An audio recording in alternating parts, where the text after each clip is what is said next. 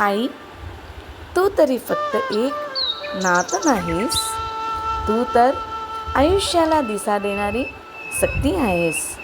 जेव्हा जग म्हणाला तुझ्याकडून काही होणार नाही, तेव्हा तुझ्या आशीर्वादाने हळूच सांगितलं, माझं लेकरू हार मानण्यासाठी जन्माला आलेलं नाही. आई म्हणजे स्वतःची स्वप्ने शांतपणे बाजूला ठेवून मुलांच्या स्वप्नांना आकाश देणारी देवता. ती स्वतः दुःख सहन करते, पण मुलांच्या चेहऱ्यावरच्या हास्य कधी कमी होऊ देत नाही. ती स्वतः थकलेली असल्यावर लेकरांसाठी कायम उभी राहते.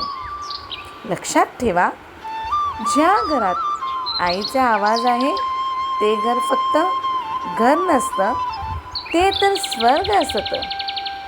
आई कधीच स्वतःसाठी जगत नाही.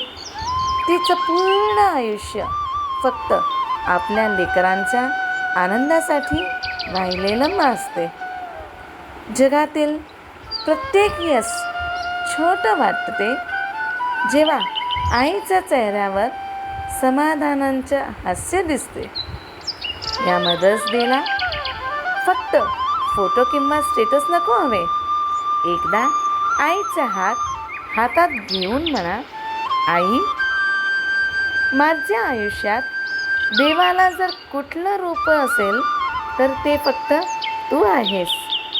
आईचे आशीर्वाद कोणत्याही मोटिवेशनपेक्षा मोठे असतात. आईचं प्रेम कोणत्याही मिरेकलपेक्षा महान असते.